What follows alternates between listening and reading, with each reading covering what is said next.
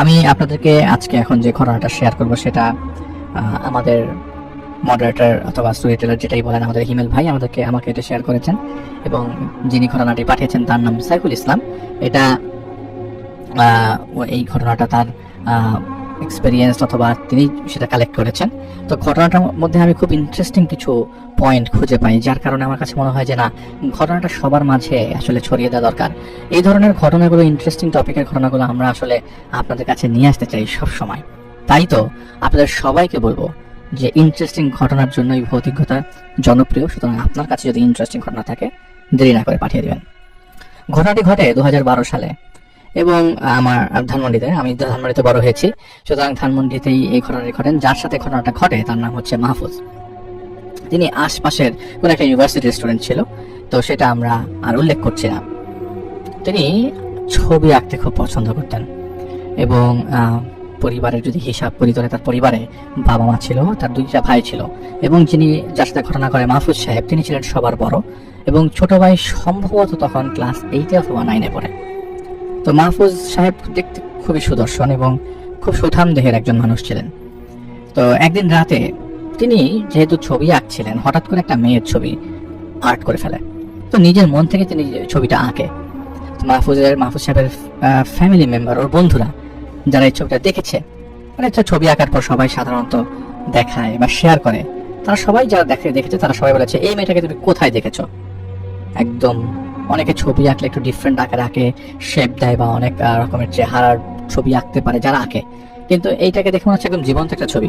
তো মাহফুজ সাহেব জানা এটা তার মন থেকে আঁকা একটা ছবি, মেয়েটাকে সে কোথাও দেখে নাই। এবং ছবিটার ভেতরে চোখগুলো ছিল খুব মায়াবী, চুলগুলো ছিল প্রায় কোমর পর্যন্ত লম্বা, খোলা চুল, এবং ছবিটায় মেয়েটার পরনে ছিল একটা নীল শাড়ি, মাথা থেকে হাঁটু পর্যন্ত ছবিটা একদম আঁকা হয়েছিল। অদ্ভুত বিষয়, ছবিটা যেই দেখতো সে শুধু ছবিটার চোখের দিকে তাকিয়ে থাকতো। আর সবার মন্তব্য ছিল এমন যে এই ছবিটার চোখে একটা আকর্ষণ আছে, এবং এই আকর্ষণটা এমন যেটা সে ভাষায় প্রকাশ করতে পারতো না, কিন্তু চোখের দিকে তাকিয়ে থাকতে তাদের খুব ভালো লাগতো। যেই ছবিটা দেখতো সেই চোখের দিকে তাকিয়ে থাকতো, এবং চোখের দিকে যখনই তাকাতো তখনই মনে হতো কোন একটা অদৃশ্য চিন্তা তাদের মাঝে হারিয়ে গেছে এবং তারা একটা চিন্তার মাঝে ডুবে গেছে। তো মাহফুজ সাহেব মনে করে এই পেইন্টিংটা বা এই ছবিটার মধ্যে একটা সার্থকতা আছে। মানে ছবি আঁকার পর যদি এরকম সার্থক ফিল করে আর কি, যে যারা এই ছবিটা দেখছে দেখা যায় যে তার হারিয়ে যাচ্ছে ছবির মধ্যে, তো অবশ্যই এটা চিত্রকল্প যিনি করেছেন, যে এঁকেছেন, তার সার্থকতা। তো সেই ছবিটার নাম একটা ছবিটার নাম দেয় জল ছবি। তো মাহফুজ সাহেব লক্ষ্য করে যে এই ছবিটা আঁকার পর সে অন্য আর কোনো ছবি আঁকতে পারছে না। যতবারই সে ক্যানভাসে রং তুলি দিয়ে আঁকার চেষ্টা করছে ততবারই সেই মেয়েটার ছবিটাই ক্যানভাসে ধরা পড়ছে। মানে যখনই সে ছবি আঁকছে তখন এই মেয়েটার ছবি আঁকছে, সে চাইলেও অন্য কোনো ছবি চাইলেও আঁকতে পারছে না। এমনকি যখন চাচ্ছে না যে আমি কোনো ছবি আঁকবো না, সেই সময় সে মেয়েটার ছবিটাই আঁকছে। তো মাহফুজ সাহেব যখন একই ছবি 4-5 বার এঁকে ফেলে তখন সে মানসিকভাবে খুব চিন্তিত হয়ে পড়ে, কেন তার সাথে এরকমটা ঘটছে। ক্যানভাস নিচ্ছে, ছবি আঁকার জন্য প্রিপারেশন নিচ্ছে, যখনই ছবি আঁকতে যাচ্ছে সেই মেয়েটার ছবি সে এঁকে ফেলছে, এটা নিজের অনিচ্ছা সত্যি। তো সে রাগ করছিল নিজের উপর, এবং একটা সময় রাগটা ছবির উপর চলে যায়। প্রথম ছবিটা দেখে সে বাকি ছবিগুলো ছিঁড়ে ফেলে, কিন্তু তারপরও প্রথম ছবির মেয়েটার দিকে যখনই তাকাতো দেখা যেত মাহফুজ সাহেবের ঘন্টা পার হয়ে গেছে। এগুলো চলতে থাকা অবস্থায় একটা সময় তিনি আঁকা বন্ধ করে দেন, ঠিকভাবে খাওয়া দাওয়া করতেন না, কারোর সাথে কথা বলতেন না, বন্ধুদের সাথে আড্ডায় যাওয়া আসে বন্ধ করে দেয়। ফ্যামিলির লোকজন যখন মাহফুজ সাহেবকে জিজ্ঞেস করে এই ছবিটার ভেতর কি আছে, মানলাম এই ছবিটার ভেতরে একটা মেয়ে আছে, এই মেয়েটার চোখ দুটো খুব সুন্দর, তাহলে তাকিয়ে থাকতে হবে অন্য কাজ রেখে। তো মাহফুজ সাহেব একটাই কথা বলে, এই ছবিটার দিকে তাকিয়ে থাকলে সে মনের একটা প্রশান্তি পায়। এভাবে প্রায় মাসখানেক কেটে যায়। সবাই ভাবে তিনি পাগল হয়ে যাচ্ছেন, মানসিক কোনো সমস্যা ধরা দিয়েছে। তো মাহফুজ সাহেবের বাবা মা তাকে একটা সাইকিয়াট্রিস্ট দেখায়। তো সাইকিয়াট্রিস্ট দেখানোর পর স্বাভাবিকভাবেই এদের একটা স্বভাব যে তারা মেডিসিন দিবে, ঘুম পাড়ানোর চেষ্টা করবে। তো ডাক্তার তাকে মেডিসিন দেয় এবং মেডিটেশনের কথা বলে, দুশ্চিন্তা করতে মানা করে, এবং তার আঁকা যে ছবিটা সেটা একটা কাপড় দিয়ে ঢেকে রাখতে বলে। সাইকিয়াট্রিস্টের সলিউশন আর কি, যে সলিউশন দিলে পেশেন্ট সুস্থ হওয়ার সম্ভাবনা থাকে সেটাই। এবং তাকে বলে দেয় যে আপনি এই ছবিটার দিকে তাকাবেন না। তো বাসায় আসার পর মাহফুজ সাহেবের পরিবার সবাই মিলে একসাথে ডিনার করে সে বলে যে ছবিটা কাপড় দিয়ে থাকবে না, যা ডাক্তার যা যা বলছে তাতেই করবা। তো তার ফ্যামিলি ব্যাপারে আর কোনো কথা বলে না, মাহফুজ সাহেব তার কথা মেনে যায়। সেটাতে মাহফুজ সাহেব মেয়েটাকে স্বপ্ন দেখে, মেয়েটা মুচকি হেসে মাহফুজ সাহেবকে বলছিল, আচ্ছা আমাকে তুমি এত ভালোবাসো কেন? তুমি ধীরে ধীরে আমাকে জয় করে নিচ্ছ। স্বপ্নে ভাব আদান প্রদানের মতো আরো কিছু কথোপকথন হয়, কিন্তু সেটা মাহফুজ সাহেবের আর মনে থাকে না। মাহফুজ সাহেব সকালে ঘুম থেকে উঠে পরিবারের সবাইকে এই স্বপ্নের কথা খুলে বলে। তো স্বাভাবিকভাবেই হাসি ঠাট্টা শুরু, সবাই হাসি ঠাট্টা শুরু করে দেয় এবং সবাই এটাই বলে মানে হাসি ঠাট্টা করছিল যে মাহফুজ সাহেব মানে বিয়ের জন্য পাগল হয়ে গেছে, চাইলে তারা মাহফুজকে বিয়ে করাবে। মাহফুজ সাহেব লজ্জা পায় এবং মনে মনে রাগ করে, কারণ তার কথা কেউ বিশ্বাস করছিল না। প্রায় 2-3 দিন কেটে যায়, মাহফুজ সাহেব সেই মেয়েটাকে আর স্বপ্নে দেখছে না। এই বিষয়টা নিয়ে তার খুব মন খারাপ ছিল। 3-4 দিন পর মাহফুজ সাহেবের ফ্যামিলির সদস্য সবাই তাদের আত্মীয়ের বাসায় যাবে। তো দুপুরবেলায় তাদের দাওয়াত ছিল। তো তাদের আত্মীয়ের বাসাটা মাহফুজ সাহেবের বাসা থেকে মাত্র 10 মিনিটের দূরত্ব, হেঁটে যাওয়া যায়। তো যেদিন দাওয়াত সেদিন মাহফুজ সাহেব ঘুম থেকে দেরিতে ওঠে। ফ্যামিলির সবাই বললো যে আমরা চলে যাচ্ছি, তুমি রেডি হয়ে তাড়াতাড়ি আসো। ফ্যামিলির সবাই চলে গেছে এবং ওই সময় বাসাটা সম্পূর্ণ খালি। তো মাহফুজ সাহেব তার মতো করে ঘুম থেকে উঠে ফ্রেশ হয় এবং রেডি হয়। আর তার কাছে মনে হতে থাকে ওই মুহূর্তে যে বাসার ভেতর মনে হয় একজন আছে। মাহফুজ সাহেব নিজে নিজে তার মনকে সান্ত্বনা দেয়, দূর দিনের বেলা কোনো ভয় টয় কিছু নেই, দিনের বেলা কি। তো মাহফুজ সাহেব যখন রেডি হয় তখন তার আঁকা পেন্টিং এর দিকে তাকায়। তার কাছে মনে হচ্ছিল যে পেন্টিং এর ছবিটা তাকে বলছে সাবধানে যেও। তো মাহফুজ সাহেব খুব ভয় পায় আর আতঙ্ক নিয়ে সে সম্পূর্ণভাবে ঘেমে যায়। কিন্তু তারপরেও সেই ছবি থেকে মাহফুজ সাহেব চোখ সরাতে পারছে না। মাহফুজ ভাবে যে সে সম্পূর্ণ শিওর যে ছবি থেকেই তার সাথে কেউ কথা বলল। স্বপ্নে যে কণ্ঠটা শুনেছিল সেই কণ্ঠটাই মাহফুজ শুনতে পাচ্ছে। ঠিক এই সময় হঠাৎ করেই টাইম অনুযায়ী জোহরের আজান হয়। মাহফুজ সাহেবের কাছে সবকিছু স্বাভাবিক মনে হচ্ছে। মাহফুজ সাহেব অনেকক্ষণ সেই ছবিটার দিকে তাকিয়ে থাকে, আরো শিওর হওয়ার জন্য যে ছবিটা কথা বলছে কিনা। বেশ কিছু সময় গেল, তিনি অপেক্ষা করলেন, না, কিছুই হচ্ছে না। স্বাভাবিকভাবেই নিজেদের মনকে এবং ব্রেইনকে সান্ত্বনা দেওয়ার জন্য তারা ভুল ভাবে এবং বলে যে নিজের মনের ভুল, এটাই ভেবে নিজেকে সান্ত্বনা দেয় এবং ড্রেস চেঞ্জ করে, যেহেতু ঘেমে গেছে, শরীরটার কাপড়টা নষ্ট হয়ে গেছে। তার মানে 1:45 দিকে মাহফুজ ফ্ল্যাটটা লক করে বের হয় তার আত্মীয়দের বাসা যাওয়ার উদ্দেশ্যে। এইসব বিষয়গুলো নিয়ে মানে স্বাভাবিক চলমান বিষয়গুলো নিয়ে ভাবছিল তিনি, আর রাস্তা দিয়ে হাঁটছে। এমন সময় তার কাছে মনে হলো বিকট শব্দে তার কানটা ফেটে যাচ্ছে আর কেউ একজন তাকে ধাক্কা দিয়ে রাস্তার মাঝখান থেকে সরিয়ে দিচ্ছে। তো তিনি খুব ভয় আর আতঙ্ক নিয়ে আশপাশে তাকায়। তখন দেখে যে তার আশপাশে কোনো মানুষ নেই। মানুষ যারা আছে তারা খুব দূরে দূরে। তার কাছে আসতে গেলেও কমপক্ষে 1 থেকে 2 মিনিট সময় লাগবে। এমন সময় একটা সাদা রঙের প্রাইভেট কার ব্রেক করে এবং সেখান থেকে ড্রাইভার নেমে মাহফুজকে খুব রাগারাগি করে বলছে, আমি তো গাড়ির হর্ন বাজাচ্ছিলাম, আপনি শুনতে পান নাই? আরেকটু হয়তো অ্যাক্সিডেন্ট করতেন আর আমি মামলা খাইতাম, দেখে শুনে পথ চলতে পারেন না। তো তিনি খুব অবাক হয়ে যায়, খুবই অবাক হয় এবং ভাবতে থাকে সে তো কোনো হর্নের শব্দই শোনেনি। সে শুনেছিল বিকট আওয়াজ, বিকট শব্দ, আর তাকেই বা কে রাস্তার মাঝ থেকে ধাক্কা দিয়ে সরিয়ে দিল। ইতোমধ্যে রাস্তায় মানুষ জড়ো হয়ে গেছে। তো মাহফুজ সাহেব সেই ড্রাইভারের উদ্দেশ্যে বলে, আমার শরীরটা খুব খারাপ, আমি অসুস্থ, তাই হয়তো খেয়াল করি নাই, আমাকে মাফ করে দেন। তো রাস্তার এই জটটা দেখে তখন কয়েকজন মুদি দোকানদার এসে দেখে মাহফুজের সাথে একটা ড্রাইভার রাগারাগি করছে। তো দোকানদার আবার মাহফুজকে চিনত। দোকানদার এবং আরো কিছু পথচারী ড্রাইভারকে সান্ত্বনা দিয়ে সেখান থেকে পাঠিয়ে দেয়। মাহফুজ তার আত্মীয়দের বাসায় চলে যায়। তো আত্মীয়র বাসায় যাওয়ার পর সবার সময়টা ভালোই কাটে, কিন্তু মাহফুজ তো তখন চুপচাপ।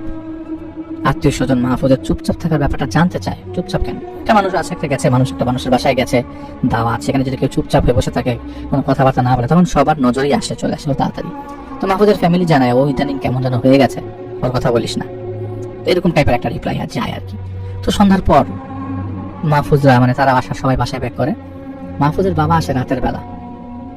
মাহফুজের বাবা বাসায় বাসায় এসে মাহফুজকে জিজ্ঞেস করে যে দুপুরের রাস্তায় কি হয়েছিল। দোকানদার আমাকে বললো। তো মাহফুজ বাসা রাস্তার ঘটনা বললো যে এই সমস্যা হয়েছিল। এটা শুনে মাহফুজের ফ্যামিলির সবাই মাহফুজের উপর খুব রাগ করে, কারণ ব্যাপারটা বাড়াবাড়ি হয়ে যাচ্ছে এবং ওর আচরণের মধ্যে বেশ পরিবর্তন দেখা যাচ্ছে। সবাই ছবিটা ফেলে দিতে বলে। এবার মাহফুজ সবাইকে রেগে গিয়ে বলে, ছবিটা যদি ফেলে দাও তাহলে আমি আত্মহত্যা করবো। তো মাহফুজের ফ্যামিলি বিষয়টা খুব সিরিয়াসলি নেয়, সবাই খুব মন খারাপ করে। ভাবছিল যে মাহফুজ বেয়াদব হয়ে গেছে, কারণ সে তর্ক করছে এখন মুখে মুখে, ইউনিভার্সিটিতে ঠিক মতো ক্লাস করতে যাচ্ছে না, নিজের মতো করে চলছে, পাগলের মতো একটা ছবির পেছনে পড়ে আছে। ওকে আর বোঝানো যাবে না। আর এত বড় মানুষকে যদি বোঝানো না যায় তাহলে তার কোনো কোনো কোনো ওয়ে নাই, কোনো রাস্তা নেই। সবাই সিদ্ধান্ত নেয় যে পরের দিন ডাক্তারের কাছে আবার নিয়ে যাবে মাহফুজকে। তো সেদিন রাতে মাহফুজের ছবির আঁকা সেই সময়টা, মানে সেই মেয়েটা আবার স্বপ্ন, সেই মেয়েটাকে আবার স্বপ্নে দেখে। মাহফুজের কাছে মনে হচ্ছিল যে তার রুমটা খুব ঠান্ডা হয়ে গেছে।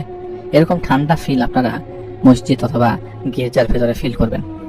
আর অনেক চমৎকার চমৎকার সুঘ্রাণ সম্পূর্ণ রুম জুড়ে। কিন্তু কিসের ঘ্রাণ এটা মাহফুজ বলতে পারছে না। মাহফুজের কাছে মনে হচ্ছে এই ঘ্রাণটা নেওয়ার পর তার খুব ভালো লাগছে। মেয়েটা তার রুমেই, তার পাশেই খাটে বসে আছে। মাহফুজের কাছে মনে হচ্ছে এটা বাস্তব। মাহফুজ বলে, এতদিন কেন আসো নাই তুমি? মেয়েটা বলে যে কাজ ছিল, আসতে পারিনি। তোমার বিপদের সময় তো এসেছি, আর না হয় তুমি তো আজ অ্যাক্সিডেন্ট করতে। মাহফুজ খুব অবাক হয়ে যায় আর ভাবতে থাকে দিনের ঘটনাগুলো ছিল সম্পূর্ণ সত্য। এতক্ষণ যেটা তিনি ভাবছিলেন যেটা হ্যালুসিনেশন, না, এটা কোনো হ্যালুসিনেশন ছিল না। তো মাহফুজ বলে যে আমি স্বপ্ন দেখছি নাকি বাস্তব? এটা বলে যে তুমি যেটা ভেবে নাও। সবচেয়ে বড় কথা কি জানো, আমাদের দেখা তো হচ্ছে, তাই না? মাহফুজ বলে, তোমার নাম কি? এটা পাল্টা প্রশ্ন জিজ্ঞেস করে, কেন? তুমি না আমার নাম দিয়েছো জলছবি, তুমি তোমাকে সেই নামই ডাকো। আমার ওই নামটা খুব ভালো লাগে। মাহফুজ বলতে থাকে, এটা কিভাবে সম্ভব? আমি তোমাকে এঁকেছি আর এখন তুমি আমার সামনে বসে আছো। আমি কি তোমাকে একটু স্পর্শ করতে পারি নাকি? এটা বাস্তব না স্বপ্ন আমি বুঝতে পারবো না। তো সেটা বোঝার জন্য আমি অ্যাটলিস্ট তোমাকে স্পর্শ করার চেষ্টা করি। মেয়েটা তার হাত বাড়িয়ে দেয়। মাহফুজ হাত স্পর্শ করে। তার কাছে এমন অনুভব হচ্ছে হাতটা খুব নরম আর শীতল, একদম ঠান্ডা।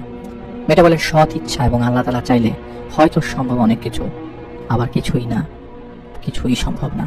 মেয়েটা মাহফুজকে নামাজ পড়তে বলে, দাড়ি রাখতে বলে, কোরআন পড়তে বলে, নিয়মিত সত্য কথা বলতে বলে, আর অনেক উপদেশ দেয়। মাহফুজ সেই মেয়েটাকে কথা দেয় মাহফুজ সব করবে। তাদের মধ্যে আরো অনেক কথা হয়। ফজরের আগে মেয়েটা বিদায় নিয়ে চলে যায়। মাহফুজ গোসল করে নামাজ পড়ে তারপর ঘুমিয়ে পড়ে। মাহফুজের সকালে ঘুম থেকে ওঠে। সে তার ফ্যামিলির সবাইকে রাতের বিষয়টা খুলে বলে। সে বলে, স্বপ্ন নাকি বাস্তব আমি আসলে বুঝতে পারছি না। বাকি কথোপকথনগুলো মাহফুজ আর কখনো কাউকে বলে নাই। তার ফ্যামিলি এই বিষয়গুলো না হাসি ঠাট্টা করে উড়িয়ে দিতে থাকে। মাহফুজ জোহর এবং আসরের নামাজ আদায় করে এবং বিকালে তাকে ডাক্তারের কাছে, যেটা যিনি সাইকিয়াট্রিস্ট ছিলেন, তার কাছে নিয়ে যাওয়া হয়। যখন তারা ডাক্তারের চেম্বারে ছিল তখন মাগরিবের আজান হচ্ছিল। মাহফুজ চেম্বার থেকে বের হয়ে যায় নামাজ পড়ার জন্য। নামাজ পড়ে আসে, ডাক্তারের সাথে কথা বলে এবং ডাক্তার দেখছে সব স্বাভাবিক। তারপরেও তিনি কিছু মেডিসিন দিয়ে দেয়। তো মাহফুজ ধীরে ধীরে স্বাভাবিক জীবনে ফিরে আসতে থাকে। নিয়মিত ক্লাস শুরু করে দেয়। সবচেয়ে বড় বিষয়, সে নিয়মিত নামাজ আদায় করছে। পরিবার তো খুশি এবং তার পরিবার বুঝতে পারছে মাহফুজ যা বলছে ওনাদের কাছে তখন মনে তো থাকে না এগুলো সব সত্য, কিন্তু তারা ব্যাপারটাকে সহজভাবে নিতে পারছিল না। তো মাহফুজ প্রতি রাতে সেই মেয়েটার সাথে কথা বলতো এবং এই বিষয়টা তার ফ্যামিলির সকলের সাথেও সে শেয়ার করতো, কিন্তু তারা এই ব্যাপারে আর কর্ণপাত করছিল না এবং তাকে অ্যাভয়েড করে যাচ্ছিল। যত পারতো তাকে ইগনোর করতো। আর মাহফুজ নামাজ পড়ছে, কোরআন পড়ছে, সবকিছু স্বাভাবিক, এটাতেই তারা সন্তুষ্ট এবং বাকি জিনিসগুলোতে তারা আসলে কর্ণপাতই করছিল না। ছোটবেলায় মাহফুজকে কোরআন পড়ানো শেখানো হয়েছিল, এত বছর পর আমল করা শুরু করেছে, এটাই তাদের জন্য অনেক কিছু।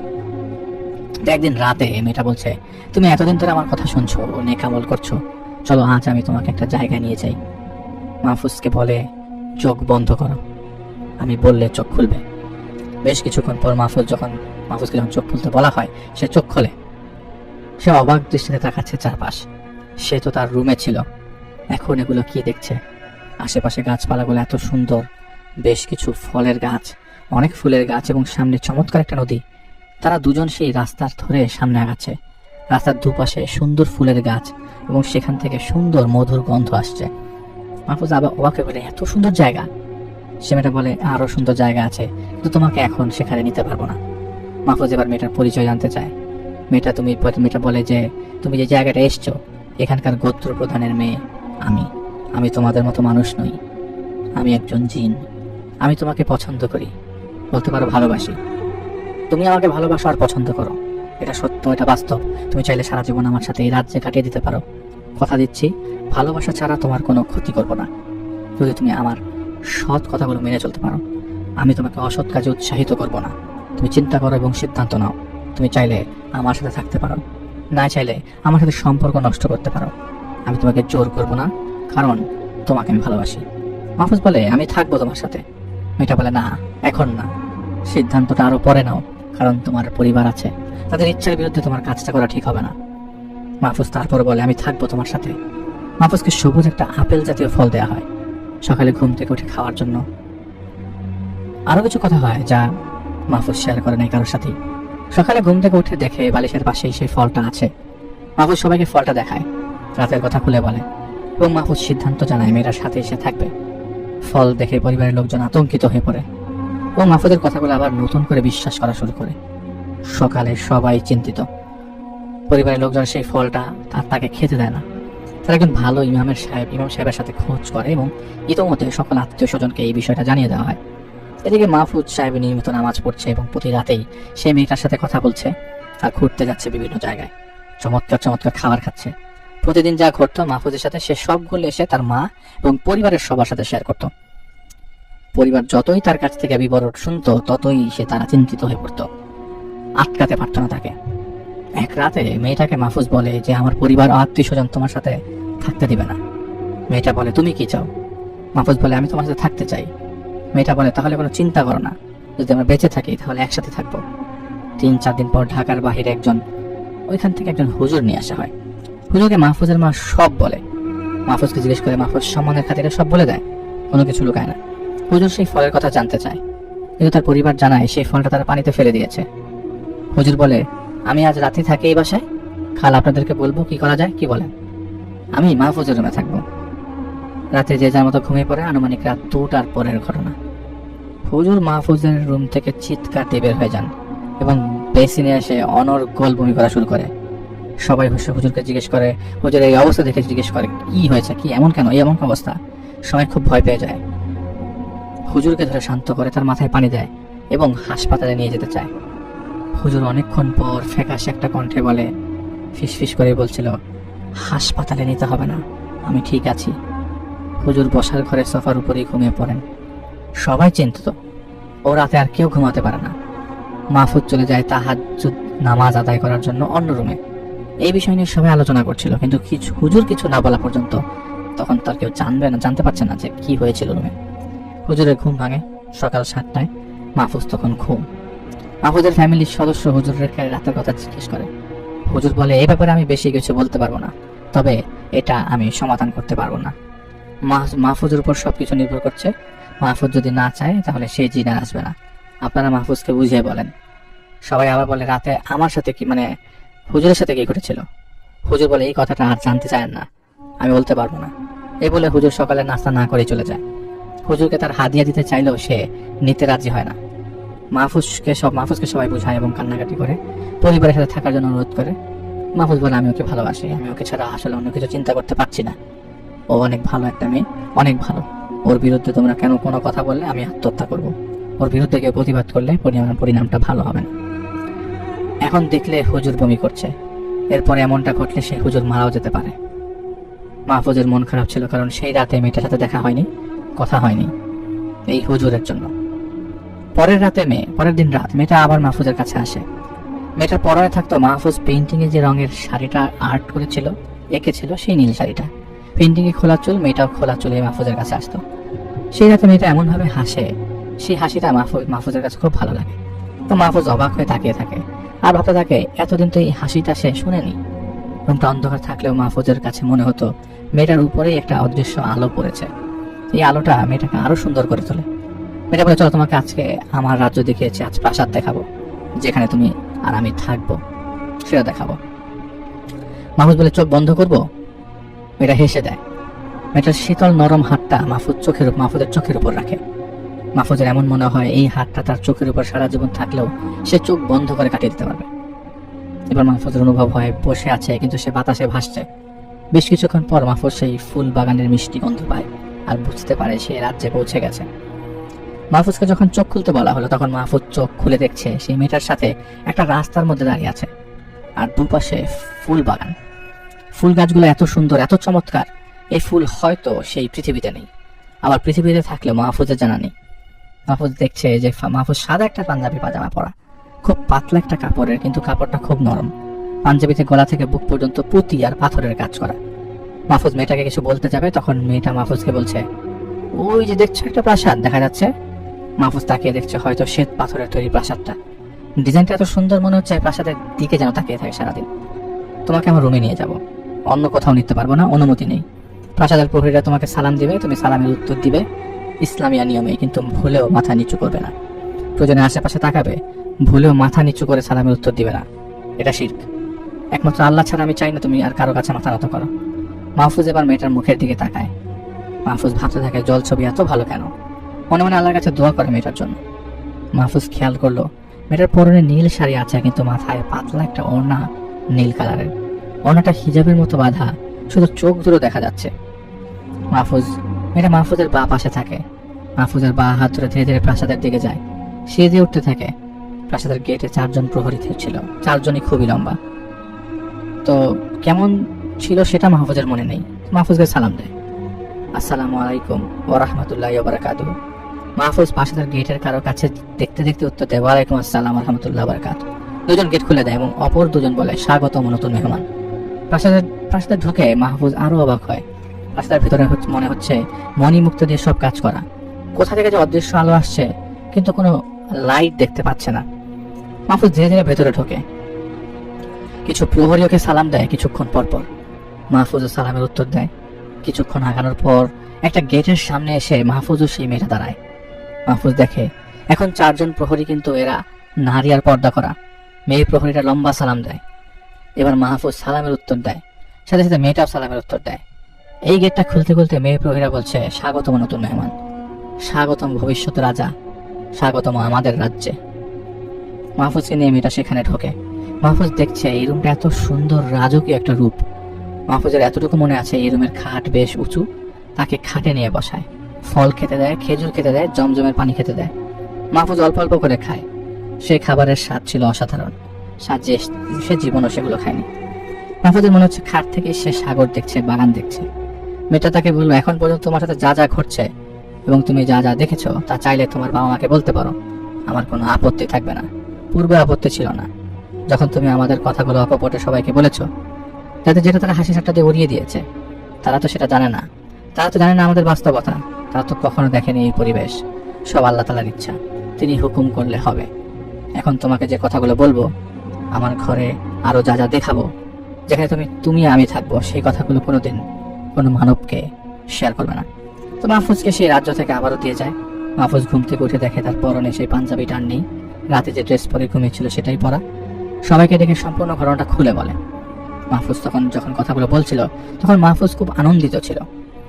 এরপর থেকে মাহফুজের সাথে মেয়েটার কি কথোপকথন হয়েছিল সেটা আর কোনোদিন কারোর সাথে শেয়ার করেনি সে। এভাবে আরো বেশ কিছুদিন কেটে যায়। মাহফুজ নামাজ পড়ছে, কোরআন পড়ছে, ছবি আঁকার সব জিনিসপত্র পানিতে ফেলে দিয়েছে।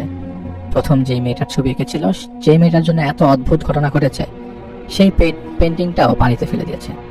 পরিবারের সকলের ধারণা মাহফুজ সম্পূর্ণরূপে ইসলামের দিকে ফিরে এসছে, কিন্তু তাদের ভেতরে একটা চিন্তার আতঙ্ক ছিল, মাহফুজ তো মেয়েটার সাথে চলে যাবে। মাহফুজের পরিবার এবং আত্মীয়স্বজন সবাই মিলে ভালো হুজুর খোঁজার চেষ্টা করে। একদিন মাহফুজের বড় মামা 2 জন হুজুর নিয়ে আসে বাসায়। তারা ঘটনা শোনেন, সব শুনে মাহফুজকে অনেক কিছু বোঝায়, ভালো মন্দ, পাপ পুণ্য, জিন এবং মানুষ। মাহফুজের একটাই কথা, সে মেয়েটার সাথে থাকবে। হুজুররা পুরো বাড়ি বন্ধ করে দেয়, মাহফুজকে পানি পড়া দেয়। মাহফুজ পানিটা খায় এবং মুচকি হাসতে হাসতে বলে, কোনো লাভ নাই। হুজুররা একটা রুম খালি করতে বলে, কিছু জিনিসপত্র অ্যারেঞ্জ করতে বলে। তো পরের দিন তারা সেই জিনটাকে হাজির করবে এই বলে হুজুররা মামার বাসায় চলে যায়। মাহফুজের বাসায় তখন অনেক আত্মীয় স্বজন। মাহফুজ তার দুই কাকা এবং তার বাবার, তারা একসাথে রাতে ঘুমায়। তো মধ্যরাতে মাহফুজের বাবা এবং 2 চাচার এক ঘুম একসাথে ভাঙে। রুমটা অনেক ঠান্ডা, যদিও তখন সময়টা ছিল খুব গরম, কিন্তু রুমটা এত ঠান্ডা কেন? এই শীত অনুভূতিতে তাদের ঘুম ভেঙে যায়। লাইট অন করে দেখে মাহফুজ ঘুমিয়ে আছে। তারা 3 জনই ভাবতে থাকে কোন একটা সমস্যা আছে। রাতে তাদের আর ঘুম আসে না, লাইট অন করে রাখে। সকালে মাহফুজকে বলে, মাহফুজ বলে সে ঘুমিয়েছিল, কিছুই বলতে পারে না। পরের দিন হুজুরদেরকে রাতের ঘটনা বলে হুজুররা চিন্তিত হয়ে যান। হুজুরা বলে আজকে রাতে সব ফয়সালা হবে। তো হুজুরদেরকে সবকিছু অ্যারেঞ্জ করে দেওয়া হয়। রাতে সেই খালি রুম মাহফুজ, 2 জন হুজুর, মাহফুজের 3 জন আত্মীয় সেই রুমে বসে। রুমের দরজা জানালা লাগানো ছিল এবং রুমটা ছিল অন্ধকার। বর্ণনা করা হচ্ছে না রিচুয়ালগুলো। প্রায় 1 থেকে 1.5 ঘন্টা আমল করার পর পরিবেশটা মুহূর্তের মধ্যে পরিবর্তন হয়ে যায়। মনে হচ্ছিল খুব বাতাস হচ্ছে, আশপাশে এত রাতে পাখি ডাকা শুরু করেছে। অনেক দূর থেকে মনে হচ্ছে বেশ কিছু কুকুরও ডাকছে। 2 জন হুজুরের মধ্যে যে ছোট হুজুর, তার উপরে এই জিনটা ভর করে। পুরুষ এবং মোটা কণ্ঠে লম্বা একটা সালাম দেয়। হুজুর সালামের উত্তর দেয়। তিনি আবার পুনরায় জিনকে সালাম দেয়। ইতিমধ্যে রুমে যারা ছিল তারা শুনতে পাচ্ছিল এই কথাগুলো। হুজুর বলে, আপনার পরিচয়টা দেন। জিন বলছে, আপনার সাথে থাকা সেই জিন বলেন, এই আমার কথা। আপনি তাকে গতকাল রাতে ডেকেছিলেন, কিন্তু সে আসে নাই। আজকেও আপনার সাথে তার কথা হয় নাই, কারণ সে আমার কাজে ব্যস্ত ছিল। জিন বলে, আমি সেই শহরের বাসিন্দা, আপনার সাথে আপোষ করতে এসেছি, যুদ্ধ করতে নয়। আর আপনার সাহস কত বড়, আপনি আমার মেয়েকে স্মরণ করেছেন? এটা ভেবেই তো আমি অবাক। হুজুর বলে, জিন জাতি মানব জাতি এটা কখনোই সম্ভব না, আর এই কাজ করাটাও ঠিক না। আপনি সকল বিষয়ে আমার চাইতে একটু বেশি জ্ঞান রাখেন, কিন্তু এটা কিভাবে মেনে নিচ্ছেন? এবার জিনের ভয়েসটা আরো গম্ভীর হয়ে যায়, কথার প্যাটার্ন পরিবর্তন হয়ে যায়। জিন বলে, মেয়ে আছে না তোমার? ওই যে তোমার ওই মেয়েটা, বড় মেয়েটা, কি যেন নাম? মরিয়ম। খুব ভালোবাসে, একটা মাদ্রাসার হাফেজে পড়িয়েছিলে, পর্দা করা শিখিয়েছিলে, ইসলাম সম্পর্কে সঠিক জ্ঞান তাকে দিয়েছ। মাশাল্লাহ, যোগ্য বাবার সন্তান হিসেবে তাকে মানুষ করার চেষ্টা করছো। মাশাল্লাহ, যোগ্য বাবার সন্তান হিসেবে তাকে মানুষ করছো। কিন্তু তোর এই মেয়েটা কি করলো? হিন্দু একটা ছেলেকে বিয়ে করলো। তুই বাপ নামের কলঙ্ক, কারণ 2 মাস পর সব মেনে নিলি। কই, তোর কথা মতো তো তোর হিন্দু জামাই এখনো মুসলমান হয় নাই। জিন এবং হুজুর অনেকক্ষণ চুপ, কোনো কথা নাই। হুজুর বলছে, আমি আমার মেয়ের সাথে কথা বলি না এখন। জিন বলে, চুপ, মিথ্যাবাদী। তোর মেয়ের ভালোবাসার কাছে তুই হার মেনে গেলি, তোর কাছ থেকে সমাজ কি শিখবে? আর তুই এখন নিকৃষ্ট। তুই 2 দিন আগেও তোর মেয়ের সাথে দেখা করে আসছস। বেঈমান, তোর ছোট ভাইটার সাথে কি অন্যায় করছস লোভী? 2 দিন ধরে আল্লাহর রাস্তায় ফিরে আসার চেষ্টা করতেছ, এতেই নিজেকে অনেক কিছু মনে করিস? হুজুর লজ্জায় হয়তো চুপ ছিল, কোনো কথা বলছিল না। মাহফুজের বাবা ভয়ে ভয়ে বলল, আমার ছেলেটাকে নিয়েন না, আমার ছেলেটা একটা অন্যায় করে ফেলেছে, এখন এটার কি কোনো সমাধান নাই? জিন বলছে শান্ত কণ্ঠে, আপনাদেরকে শুরু থেকেই আপনার ছেলে সব জানিয়েছিল, কিন্তু আপনারা বিশ্বাস করেন নাই। যখন সময় শেষ তখন আবদার করছেন। আমার কিছু করার নেই, কারণ আমার মেয়ে পছন্দ করেছে। আপনার ছেলেকে কোনো বিষয়ে জোর করব না। যদি সে আমার মেয়ের সাথে সম্পর্ক না রাখতে চায়, তাহলে আমি চলে যাব। কথা দিচ্ছি, সম্মান ছাড়া কোনো হয়রানি করব না আপনাদেরকে। কিন্তু আপনার ছেলে যদি রাজি হয় এবং সেখানে যদি আপনারা বাধা দেন, তাহলে কসম করে বলছি, যুদ্ধ ঘোষণা করব। এই কথা শেষ হওয়ার সাথে সাথেই মাহফুজ বলে, আমি জল ছবির সাথে থাকতে চাই। এ সময় হুজুর আরো কিছু রিচুয়াল করতে চায় এবং পানি ছিটা দেয়। জিন হাসতে হাসতে বলে, কি রে, এই আমলগুলো কে শিখিয়েছে তোকে? কার মাধ্যমে আল্লাহর সাহায্য পাস তুই? তোর মাথায় এখন এগুলো ঢুকছে না? তুই কি চাস আমি ঘোষণা করে দেই তোর মেয়ে মরিয়মকে মেরে ফেলবো, কারণ সে পাপ করেছে, অন্য ধর্ম গ্রহণ করেছে? আমি তাকে সেই শাস্তি দেব। বৃহস্পতিবার রাতে সম্মানের সাথে মাহফুজকে নিয়ে যাব। তোর ক্ষমতা থাকলে ব্যবহার কর, যা। দিনে চলে যায়। ছোট হুজুর অজ্ঞান হয়ে যায়। মাহফুজের পরিবারের সবাই চিন্তিত হয়ে পড়ে, কারণ হুজুর জানায় সে কিছুই করতে পারবে না, মাহফুজকেও রাখা সম্ভব না। যে রাতে জিন হাজির করা হয় সেই রাতটা ছিল খুব সম্ভবত সোমবার কি মঙ্গলবার। এদিকে সময়ও বেশি নেই। ছোট হুজুরের যখন জ্ঞান ফিরে তখন তার শরীরে এত ব্যথা ছিল যে তাকে ব্যথার মেডিসিন খাওয়ানো হয়। হুজুরেরা কিছু আমল শিখিয়ে দেয়, ভালোভাবে আলেম আরো ভালো আলেম খোঁজার কথা বলে যে আরো ভালো আলেম খুঁজে নেন আপনারা। আবার এও বলে, আপনার ছেলেটাকে রাখতে পারবেন না, কারণ সে যাওয়ার জন্য রাজি, আমাদের কিছু করার নেই। তো হুজুরা চলে যায়। মাহফুজের পরিবার সবাই কান্নাকাটি শুরু করে। মাহফুজকে বুঝায়, কিন্তু মাহফুজ এসব কথা আর কর্ণপাত করে না। বৃহস্পতিবার রাতের ঘটনা। সবাই জানে আজ মাহফুজকে নিয়ে যাবে। মাহফুজ রাতে গোসল করে এবং নতুন পাঞ্জাবি পাজামা পরে আর সবার কাছে বিদায় নেয়, সে চলে যাচ্ছে। খুবই স্বাভাবিক, এরকম পাগলামি আচরণে সবাই খুব কান্নাকাটি করে। আসলে পাগলামি বলাটা ভুল, কারণ সে তো আসলে ওখানে এফেক্টেড হয়ে গেছে। সবাই কান্নাকাটি করছে, এমন একটা ভাব মারা যাচ্ছে এবং আর কখনো ফিরবে না, এরকম অবস্থা আর কি। কোন একটা বাসায় কেউ মারা গেলে যেরকম মাতম হয় এরকম। তো মাহফুজের সাথে প্রায় 7 থেকে 8 জন, তার বাবা মা দুজনের সবাই মিলে থাকে এক রুমে, যুক্ত করা হয়। মাহফুজকে পরিবারের সবার সিদ্ধান্ত নিয়ে শিকল দিয়ে খাটের সাথে তালা মেরে রাখা হয়, যাতে তাকে নিয়ে যেতে না পারে। মাহফুজ মুচকি হাসে, কিন্তু কোনো প্রতিবাদ করে না। অন্যান্য রুমে আরো প্রায় 15 থেকে 16 জন আত্মীয়স্বজন সবাই জেগে আছে। একটা চাপা আতঙ্ক, একটা কষ্ট সবার ভেতর, একটা ভয়, কি ঘটবে এখন। সবাই আলোচনা করছে, নিজেরা বলাবলি করছে, সব দোষ মাহফুজের। তার কষ্ট পেয়ে লাভ নেই, কারণ মাহফুজের পরিবার সাথে থাকতেই চায় না। সবাই ভাবে তারা সারা রাত জেগে থাকবে।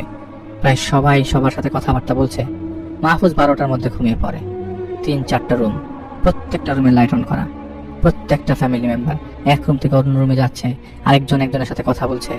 সকালের চিন্তা তারা রাতে কেউ ঘুমাবে না, সারা রাত জেগেই পার করবে। হঠাৎ মাহফুজের বাবা ঘুম থেকে ওঠে। তার কাছে মনে হচ্ছে সে কিছুক্ষণ আগে ঘুমিয়েছে মাত্র 10 মিনিট। দেয়াল ঘড়িতে তাকিয়ে দেখে সকাল 8টা বাজে।